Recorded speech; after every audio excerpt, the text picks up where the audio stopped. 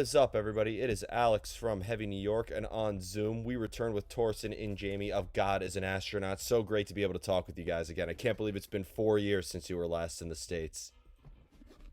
Yeah, it seems almost with this whole COVID thing, everything is you know it's been a long time before we've been even back playing shows again, and I think that should near the station was the last thing we had done before this whole COVID thing had kicked off. So yeah, we're back gigging and playing shows again, which is great, and hopefully we get back to the US at some point as well. Yeah, it's great to have you back playing shows. We look forward to you awaiting the U.S. I also want to thank you because, in the wake of everything that's happened in the last couple of years, we were resorting to a lot of heavy death metal and, a lot of angry music. But I got to say that your latest album, Ghost Tapes number 10, was the album I needed to calm myself down during all these uncertain times. So thank you for the therapeutic music as well.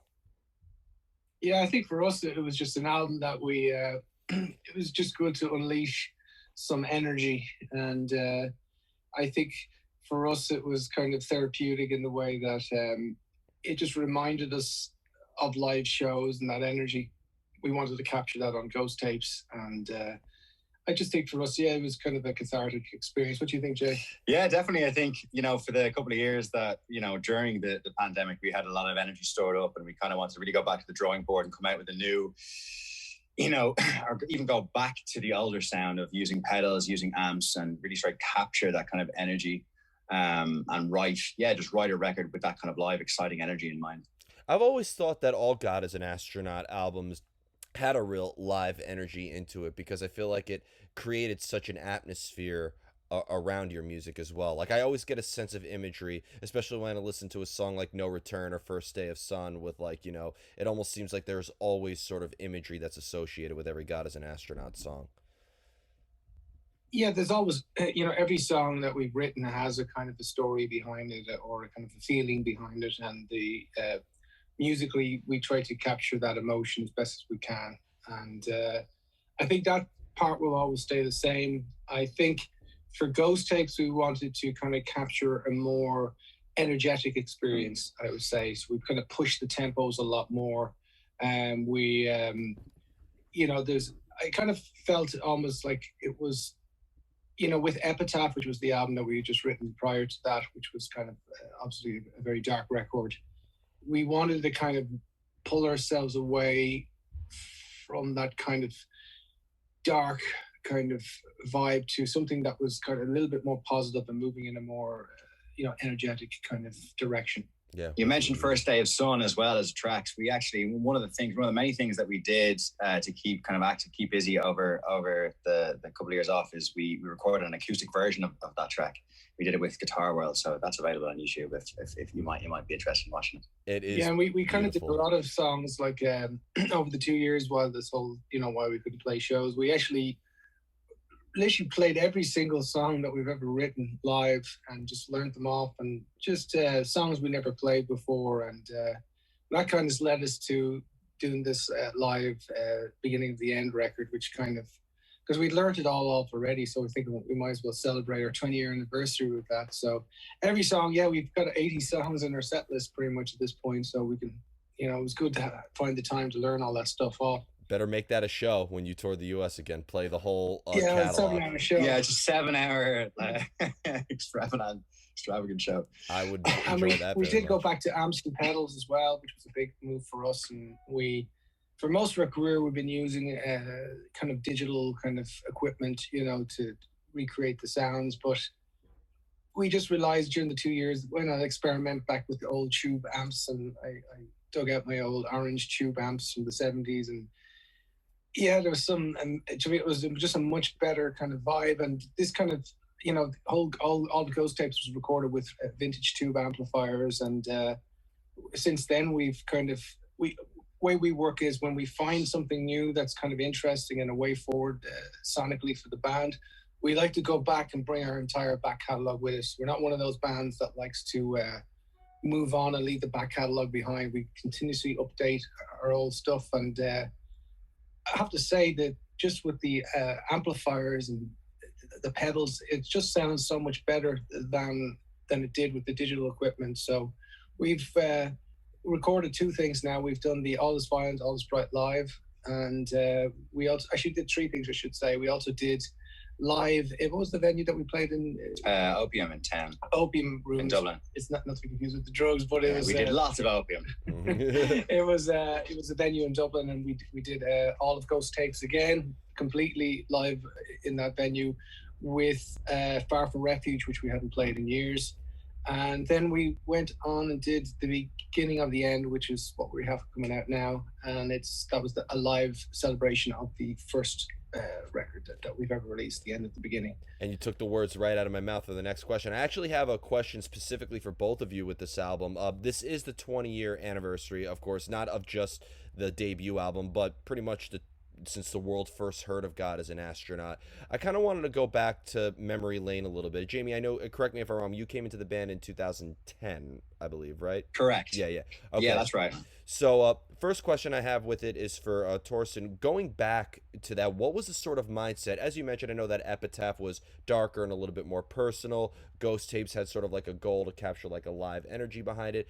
When you were in the studio making the end of the beginning, what was the sort of mindset for the debut album of God as an Astronaut? I couldn't have to maybe even take you even further back in time. We, in the 90s, myself and Neil, it's probably around 1996, we had obviously left school, and we wanted to have a career in music. And at the time we hadn't got much equipment, so my father, who used to own a carpet shop and sell wood floors, and we would do that kind of work. We would fit wood floors, and we would save all the money up to buy our first studio equipment, I should say. We were operating out of a garage at the time, and we saved up the equipment, and we created a project called Super AD, which was just myself and Neil. So it was like an electronic, I guess, dance kind of setup, more trip hop kind of vibe. And we didn't have much luck with that. We were always kind of engineered to think about what maybe the record company wants, because there wasn't a lot of, at that point you were still trying to get the record deal. There was no internet really at that point. So we kind of had sent a load of demos and stuff to record companies, and never really had any luck. We did get a publishing deal with Pure Music at the time. We got some remix and that kind of stuff out of it, but ultimately we had no luck. And my father had said, look, maybe just you're going to have to accept that music is probably not the career for you guys. You're going to have to maybe move on and do something else. And we said, look, I said to Niels, well, we just write one more thing anyway, just so at least we can put out something that we actually like. Because we've been writing all this stuff for these other people, thinking, what does this guy want? What does that A&R guy want? So we just said, look, forget about all that. We'll just write something for us, and then we'll just forget about it. So we wrote the album, we released it on a kind of a very flimsy CD. That's all I remember it was. It was very, hardly any effort floppy went into disk. it at all. Yeah, it was kind of, well, there was a lot of floppy disks, but there was like a kind of something that you would release a CD single in, so it wasn't much of a proper packaging, let's put it that way. So that was it. We actually had quit at that point. We put it out and packed the equipment away and got back into working. And we noticed that there was a kind of it was a friend of ours who I used to go to school with. He was filling in for a main radio DJ in Ireland, and he started to play our stuff, and it started to gather some local interest. And we were, just when we pretty much had finished, they'd said, like, this promoter rang us up and asked would we do a show in a venue called Isaac Butts in Dublin. And we went there anyway, and there was only 20 people showed up, and I said, this is ridiculous, forget about this, it's not going to work. And just as we were completely about to quit again, another promoter rang us up and said, there's a free slot in Whelan's if you want to come along to, which is kind of the popular venue in Dublin. So we said, look, we'll do it since we're set up anyway. Mm-hmm. It's just, it was myself, Niels, and a drummer called Noel Healy at the time. And that place was full. So it was so weird that one place was kind of, 2 weeks earlier only had 15 people, and then the other place had like 300 people. That's how it works sometimes. So I was thinking, I don't understand what's happened here. We used to run these visuals and everything with the show. So it really worked well. So we're thinking, Jesus, this is amazing. The drummer moved on at the time, and Lloyd had then joined the band. But what I would say about the mindset at the end of the beginning, so this is essentially what we were thinking. We we're unhappy with our lives in the sense that we knew that music probably wasn't going to be for us. We were watching late night TV and watching stupid horror movies and stuff like that, and which is where we got the name God is an Astronaut from the film called Nightbreed, Yep. which was written by Clive Barker. And I said, look, let's just call it God is an Astronaut and Oz is over the rainbow. Neil says, no, it's too long. We'll call it God is an Astronaut and leave it at that. And I remember when we put the record out, we had people thinking at the time, you know, God is a DJ or something like that. So they were kind of dubbing us as a dance band, which is very aggravating, which wasn't where the influence were coming from at all. But it was a very dark, post-apocalyptic record, and that was the mindset of the entire thing. The Point Pleasant, for example, was inspired by the Mothman prophecies. I remember that. And the end beginning itself, the title track, was inspired essentially about nuclear kind of explosions and that kind of stuff. From Dust to Beyond was an anti-war song. Well, that aged very well. Yeah, and it's funny because, you know, we had planned to bring this out way before what's happening in Ukraine, and at the moment and next thing minute we announced that this thing kicks out, you know, it was kind of eerie how the artwork, especially, it's strange timing. Yeah, because we had this kind of piano in an abandoned building, and the reason we wanted to use piano because there's a lot of piano on the first record, and we wanted to kind of represent a cover where, you know, to let people know it was at least written on a piano. And my idea was to have it in a kind of a destroyed theater. And it was funny because Neil sent this picture to me on Instagram. It was this poor person playing a piano while there was Russian bombs were coming in the city. It was literally reality had, you know, we'd captured like we'd seen what had happened. So it was kind of very eerie to see that happening. But yeah, so the whole record anyway is really a kind of a post-apocalyptic anti kind of war kind of vibe to that was kind of the mindset mixed in with our dark, depressing thoughts, I guess, of maybe having to do wood floors for a living. To be honest, that was kind of where we were at. For Jamie, being that you know, your first album was Age of Fifth Sun, when you were kind of, you know, looking back at this earlier material, were you kind of maybe approaching this a little bit differently than what you would have approached on Age of Fifth Sun or Origins or Epitaph? Or like, did you have a different attachment to the music in a way, or did it just almost feel like you were kind of going back in time and being part of the songwriting process from the end to the beginning? Well, the first album that I was actually that I contributed to compositionally was called Origins, a track called Stranger Things I co-wrote with Torsten. It was Strange Steps, was it? Did I say Stranger Things? I'm watching that at the moment. Strange Steps. I don't know if you know this about us, but we wrote Stranger Things now. Strange Steps, it's called. So from that point onwards, then I started to contribute compositionally.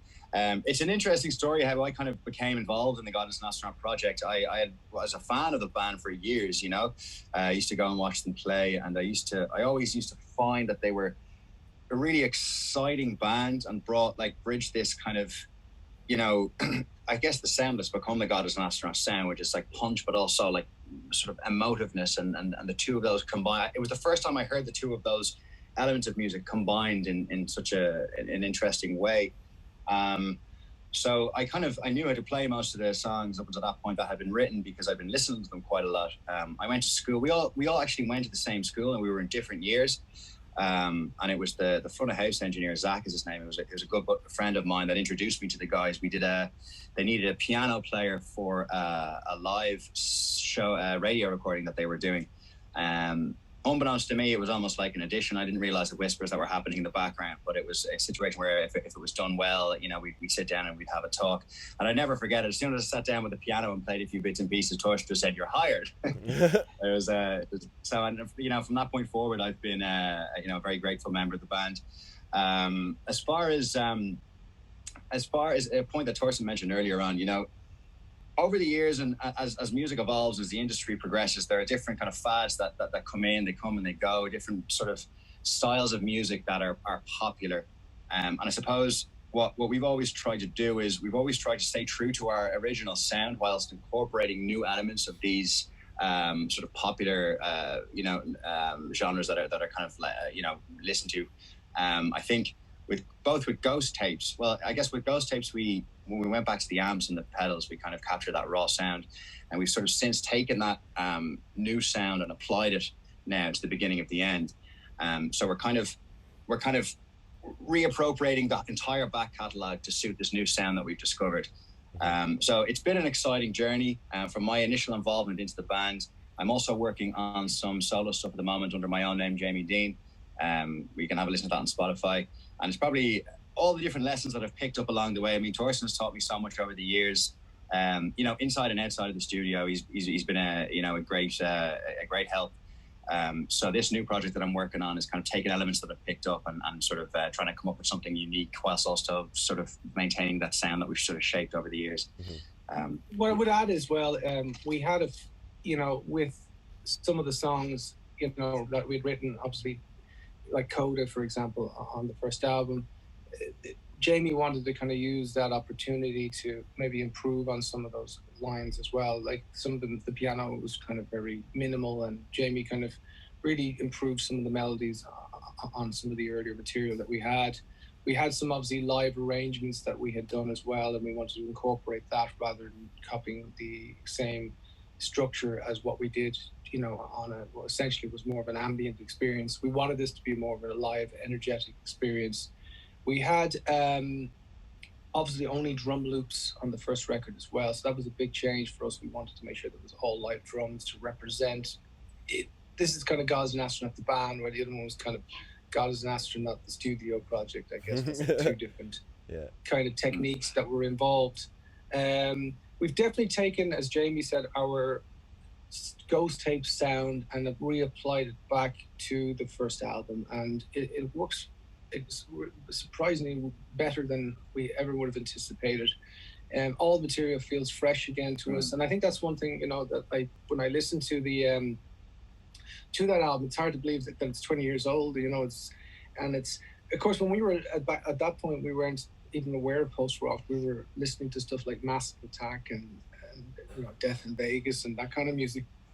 So stylistically, it's a little bit unique in that way, that it doesn't quite sit in with post rock, but yet it kind of works in a funny way with post rock as well. I'm not saying this to blow smoke by any means, but I think I don't even just consider God as an Astronaut post rock. I see a lot of bands kind of, whether it's in black metal, whether it's in some progressive death metal, using a lot of elements that is in God as an Astronaut. And now with the rise of bands as Animals as Leaders and Intervals and Chan and Polyphia, it almost seems like that instrumentation is something that people are very much resonating with. And the other thing I wanted to mention with God as an Astronaut, you kind of in a way just answered this with, sort of reinventing the end of the beginning, but, just try to remember, time flies by very fast. Origins is going to be 10 years old next year. And yeah, that's true. Yeah. And do you want every album to be a representation of who you are at that particular time? Or do you think that the concept and the meanings of each album sort of evolve with you as artists as well? Like Epitaph, I know, was kind of representing a moment of grief at that time. So I don't know if that is something that can necessarily evolve, as that was really I do understand what you're saying. I would say this. I would say when we write some material, emotively it has to capture us at that point in time. That to me, is literally like taking a photograph of emotion, a snap in time, and that's emotively, that should stay the way it always is. So for example, if I go back to sing or play Fragile, it brings me back to that point when I had written it. I don't want to kind of change the meaning of the song, but stylistically, we do like to keep it updated. I'd like to, if there's a better guitar sound, there's a better way of playing it, if we can, find a different kind of sound that would improve the song, then we will keep evolving the music that way. And everything that we've ever done always evolves with each album if we can bring it along. And every time we find something new, I think it's just my work ethic won't allow me just to leave the old material behind. I have to go back and say, look, this kind of sound would have improved in the beginning, or would have improved from Dust and Beyond. So for example, we discovered this new kind of sound that we had on Ghost Tapes, which was using a multi-pitch delay before the distortion instead of after, like you'd normally do it. It's a called a hedger pedal, and then we've set this mad amount of feedback onto it. And we noticed that when you hit a lead, say a high lead note, it kind of goes crazy and when it goes into the distortion, and then we put another reverb and delay after it, and that created a whole new kind of lead sound that, for example, improved the song echoes immediately. We knew that sound would just be twice as good compared to the way we were doing echoes before. And so we've used that sound quite a lot on the beginning of the end album. It's like, for example, Ascend to Oblivion uses that's what sounds like a synth, essentially, that combination of pedals that we discovered on Ghost tapes. So we like to always go back and really keep the back catalogue alive. That's really, really important to us stylistically. And I think we've got a couple of reviews where people said went to watch God as an Astronaut and were really surprised how fresh it sounds. And that's not by accident. That's us really out of a way saying, how can we make this fresh? And moving with the times, I think Jamie mentioned that earlier on. We don't want to sound like post-rock from 10 years ago. And I always believe music, it evolves. And I believe that it's important that if you've written something good, it can withstand the stylistic change, and I think a lot of the material that we've written has withstood us changing styles. And there is a style change, but all the material works with it, so nobody's really complaining about it. So I think that's one of the things that I'm proud that we've achieved. It's not like you became a country band overnight or something like that. No, it's not like we did that, but we were listening to some of the kind of post-punk kind of stuff and listening to some of the techniques that they use, and we don't want to do post-punk music, but I did like some of the sonic noise and sounds that they came up with, and we figured some ideas from that, but we did it in our own quirky way rather than looking at exactly what they were doing. But we took some ideas from that. I know on Epitaph we were looking at, Niels was listening to some weird dark metal stuff, so we took some sounds from that, and we figured out we had this other pedal that oscillates the pitch before it hits the distortion pedals and stuff like that. So we were definitely always trying to figure out new techniques and reapply it back to the old stuff. Mm-hmm. And another question I have is because when I first saw God as an Astronaut, when you came 4 years ago, that was my first time ever seeing God as an Astronaut live. I was just as intrigued by the visuals as I am with the music itself. It was a completely different experience seeing you live than listening to the album. Do you almost try to capture a live energy? You kind of talked about bringing this sort of live energy in the songwriting process, but do you cultivate these visions and the idea of what a live show is going to look like as you're writing the music as well? Yeah, I think they're two separate worlds, obviously the studio world and the live world. But what we don't want to happen is for people to just be familiar with our music through, our studio work, listen to the records and come to the show and experience a kind of live interpretation of what the studio versions are. We kind of want the live world to be punchy. Not that we don't want the record to be punchy, but we do our best to kind of bridge those two worlds. Because anybody could just, if the live show was exactly the same as the record, you could just listen to it at home on a good set of speakers and save yourself the trip out. I've had plenty of people after the shows come up to me and say, Jesus, I was not expecting the show to be that heavy. It's amazing. And which is such good feedback to get, at a live show.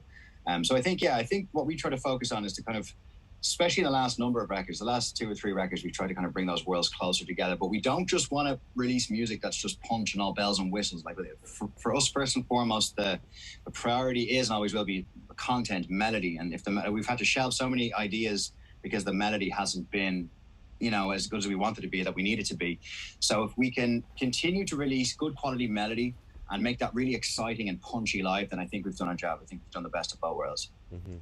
Yeah, I mean, I think, we live to me is equally as important as the record. We've built our reputation now that we are a band and not just a Spotify playlist band that, this is something tangible that you can go and see. And I would put the same amount of time into the live experience that I would into the records. I think they're equally as important as each other. And as Jamie is saying, we've been actually working harder and harder to make the difference between the live experience and the record experience less and less, so they're becoming kind of closer and closer to be the one thing. In the past, we would be releasing records that were quite ambient, and then live people go see, and it's quite a different experience. It's a lot more heavier. There's two things that I wanted to do in order to fix that problem. One was to bring some of that ambience into the live set as well, because we were, for a long time, just playing the heavy songs all the time and really tried to, knock it right down the park, I guess. But now we do have a lot of the ambient songs like Frozen Twilight, stuff like that we can play live, and we do really good versions of them. As Jamie said, we've learned First Day of Sun, and we're not opposed to playing any of those songs live. We can play an ambient set or a very heavy set. At the moment, Niels has kind of pushed us towards keeping it quite aggressive at the moment for the current set. But we do have Forever Lost, and songs with really memorable melodies are equally as important to us as playing a tumpy show, let's just say.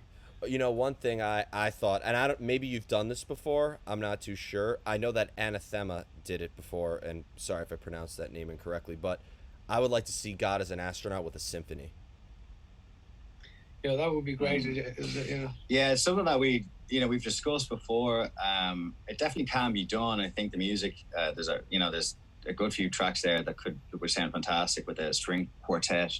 The National Concert Hall in Dublin is somewhere that we'd be kind of looking at doing that if we ever did do it. But as of right now, it just doesn't make sense to do right now. But we're certainly open to it as an idea. And if I would say it would, just the way I would see that going is it would only really be worth doing if you were to do it right. You would be really trying to make money on a show like that. You get a quartet in, you'd film it. It would become this kind of experience, really. But yeah, it's something I'd love to do. I know the rest of the guys probably love to do it as well. Yeah, for me, it would be a case of, as James said, doing it right. I would hate to just kind of go in, and we'd need to find someone on who's experienced at, conducting music and arranging string parts that was equally as passionate about it as we were, rather than just send them some glorified MIDI files and ask them to copy it out. Like, we'd want to sit down and, really just have somebody kind of help us work out and arrange the parts that would suit an orchestra, because it's a little bit different, figuring out which is a cello line or viola lines and violin lines, and if you want a brass section all intermingled in with that. But in Ireland, we're not, wide as known as we are even in the States. So Ireland is predominantly pop market here, and probably half the problem. I think if we were a slightly poppier group, we probably would have had Orty orchestra approaches for something like that. So we don't have those. I consider No Return to be like, I actually discovered God as an Astronaut, and I don't even know if they legally did this, so I do apologize if I'm the breaker of bad news, but somebody made a short film that they put up on YouTube, and they used No Return as the end credits songs. And yeah, but it was like a school project thing, that's okay. Yeah, but like, I really do consider that to almost be like a Hans Zimmer level soundtrack in a way. Like, I think it really reflects modern emotion. I think it could be very atmospheric, but could also be very urban at the same time. And I've always said, I may have said this about very little to no other band, but I think God as an Astronaut could be appropriated on any instrument. I think you should pick a song and do an album where you just do a guitar version, do a trumpet version, do a violin version, piano version, kazoo version. We've actually just invested in some really cool new instruments. We've got a harmonium that we got off an English-based company called Jazz Musicals, and we've got they're called like a pan drum. You've probably seen them. They look like a flying saucer. So we're trying to incorporate new elements into the project. So yeah, it would be it's a good idea to maybe kind of see if we can go back to some of the older songs and play them on these new instruments. It's a great idea. Yeah, I agree. When something's been composed, I think well written, it can be played on, multiple different instruments, and it can be played in any particular style. I think if something only fits into one style, I always get kind of suspicious. Maybe the song itself is not going to hold up then, So I think it's always important whether we play this on an acoustic guitar or a piano or, any of those instruments, it should work. And a lot of the songs that we had written were originally written on an acoustic guitar or on the piano. So everything that you've heard, it's literally written on one of those two instruments. Even if it sounds really electronic, it's still been written acoustically or on an acoustic piano. So we like to make sure that the foundation of the songs are not just experimental, but there's a good core progression and stuff like that's very important to me. Yeah. And usually the kind of the otherworldliness kind of comes in on kind of post-production almost, and then we, or even pre-production, where we try to come up with the right sounds to really make sure that it kind of gives it an extra, it just enhance the mood of what we're, trying to convey. We'd love to do film soundtracks. Yeah, it's just, we just don't have the context here. I've been waiting a long time. I know Jamie's been waiting. We if anybody ever wanted us to do a soundtrack, we'd be more than happy to do it. No Return is a song actually that we brought back last year as well. We hadn't played it in a while, so we actually have that completely learnt off as well. The song is I changed the tempo slightly on it from what I remember, but it's I'm really happy with how it sounds. So we just need someone to give us an 8-hour show so we can play them all. Well, like I said, I don't think this channel interviews predominantly metal bands. I'm interviewing 2 death metal bands today after you guys, but I really think that just you need to be a music fan to appreciate God as an Astronaut. I could see people who listen to Hans Zimmer liking your music. I think you could tour with maybe you and Aphex Twin would also be appropriate as well. And I think you can, and then of course do a tour with an Animals as leaders or something like that. I think. Yeah, we'd love to. We'd love to do that. I mean, we have. We've all dabbled into 2 sides. I mean, if you even see the studio, we have a ton of modular synths and analog synthesizers, and then on the other wall, you've got a ton of orange amps and Marshall amps and pedals. So the idea of God as an Astronaut stylistically was always to be a hybrid of electronics and vintage instruments as well, and we could easily do a set, for example, where it was just electronic. That would be something else that we could do that pretty easy, to be honest. And but yeah, we wouldn't say no to playing with Hans Zimmerman or Aphex Twin or any of those guys. Count us in. Yeah. Also, there's 2 spots in our band open, so if Aphex Twin or Hans Zimmer wants to join, we'd be open to sitting them down and talking to them. Oh hell yeah! I mean, isn't Aphex Twin from Ireland as well, or UK? Yeah, Limerick, I believe. James. Yeah, I've never met him, but yeah. He's a really interesting guy. Listen to a lot of Aphex Twin at the moment, and going back for whatever reason, just going back to, through old interviews that he did back in the day, and really interesting guy, really interesting mind. I think his whole approach to music for me is a big inspiration as well. Yeah, that dude. We've got a lot of talented, influential bands that have come from Ireland, and you've got My Bloody Valentine, of course, which be, again, an inspiration to us. And there was a band called Whipping Boy, which were a big, probably one of my favorite bands actually, and Aphex Twin, of course. And there's a lot of new exciting bands coming up out of Ireland here as well at the moment. We're checking out, there's a group called Gilla Band. We're checking out, they were called Girl Band before that, very, very good. And so I think it's Ireland's musically, there's a lot of interesting stuff happening here. Definitely, and a great legacy as well. And like I said, with God as an Astronaut, play at a metal show, play at a rave. I think you'll be welcome anywhere you go. Yeah, well, we kind of get a lot of kind of metal festivals. So I think we're playing this one on this coming Sunday. It's called Tech Fest in the UK, which is kind of we're playing with metal bands, but that sounds good. We can just adjust the set so easy to suit that environment. We've got a lot of material, and we enjoy playing metal festivals. We played that other one. What's it called? Brutal Assault? I remember there's a death metal festival in. Correct me if I'm wrong. I think it's Croatia. Is it Czech Republic? Is it Croatia? Brutal Assault. Brutal Assault Festival. Brutal Assault. Czech Republic. Yeah, it's Czech. It's Czech Republic. That's where it is. We've played it a couple of times, but the first time we played it, we were thinking, we were looking at the lineup and it was really heavy. And, as a band, obviously the biggest fear is that you go on, you're booked in the wrong festival and the fans don't like you and you're booed. And you're thinking of all these negative things that may potentially happen. And we were approaching that show, we were kind of thinking, oh God, I really hope this goes well. And the band before is just what were they? There's a band, we're at this side of the stage anyway, and this is, we've heard loud, but this is ridiculous loud. And he's got the ghost skull and he was holding up the goat, And the crowd are loving it. I'm thinking, gee, we're really not at the right festival here. This is going to go down terrible. I said, they want really heavy, dark music, and we felt, holy shit, this is not going to work. But James, there was a track that we had in the set. We usually have it on every set. Forever Lost, piano-driven song. It's very emotive. It's very tragic, tender, kind of really, really melancholic.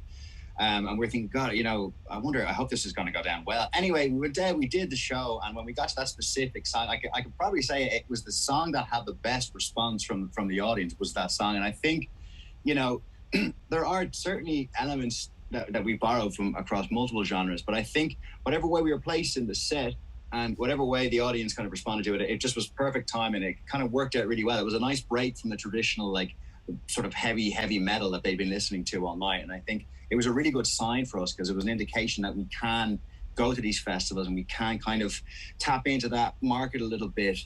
So it's certainly that playing those festivals certainly stuck with us as far as how, you know, we write and how we approach the whole project from a live perspective.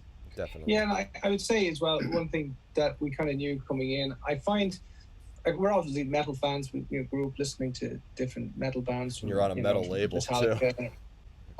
Yeah, we're on a metal label. It's funny, you know, I never seen Gods and Astronaut as a metal thing, but I noticed when you watch a metal band, a lot of metal bands live, what you're kind of getting from a technique point of view, you're getting the palm muted guitar, which is kind of acting nearly as the bass of the instruments. The bass guitar is mixed down so low that it's almost inaudible. And then you've got this clicky double kick kind of pattern that kind of dominates the thing.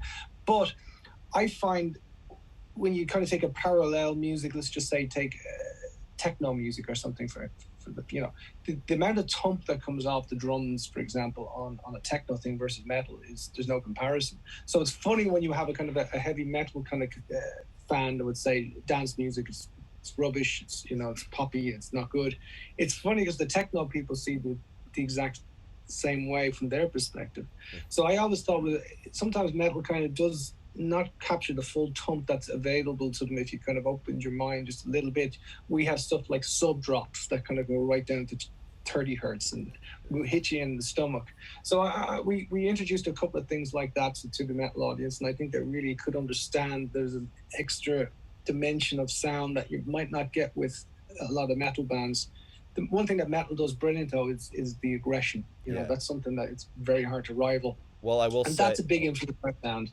I will say, though, all of your albums are equally heavy with emotion, and metal fans do like... Heavy is not just a sound to metal fans. It is also a way of life in terms of expression. And when it comes to the emotion, you guys are heavier than Cannibal Corpse. So... Yeah, I like Cannibal Corpse, but it's yeah, for sure. I mean, I always said to myself, you know, when you look at something like a genre of darkness, you know, obviously you think of horror movies and stuff like that. We've always tried to bring in an under kind of lying dread into some of our material, something that's really dark, and we wanted to tap into kind of dark subject matter, and we like to be able to, and that's kind of just what fascinates me, and I like to bring that into our music.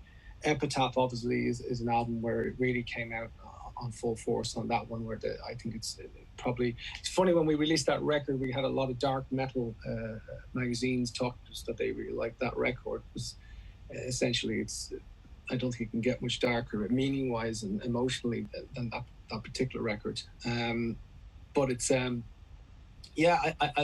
I can say is we love playing metal festivals, but we also like playing, you know, other electronic-y festivals or indie festivals, whatever you want to call them. We'll play them all. Hell yeah. So before we go, I want to thank you both so much for your time today and for such a great conversation. It's great to be able to catch up with you guys again after 4 years. Is there just anything else you would like to promote with Ghost Tapes? You know, now going to be hitting the 2-year-old mark next year. We got Origins turning 10 next year. We got 20 years of God as an Astronaut. When are you coming back to the States? Just plug all that. Yeah, so we're basically going to be doing a couple of a few more shows this year. We've got Italy next week. We've got the Tech Fest. We've got another European tour coming up in, I believe it's October. We're also working on a brand new album at the moment, and we have about 3 songs written, and we have a whole concept behind it. It's definitely going to be a kind of a psychedelic noise kind of strange record. It's going to be probably our most experimental record, and we're going to have different instruments. We've got harmoniums ready lined up, and really some unusual stuff. Jamie, as you know, is a multi-instrumentalist, so he's really going to be expanding the whole palette of sound for us on the next record. One thing I wanted to do as well, some of our songs have touched on groove, but we never really focused too hard on it, because to us what we were more interested in is emotiveness and melody, which will always be there.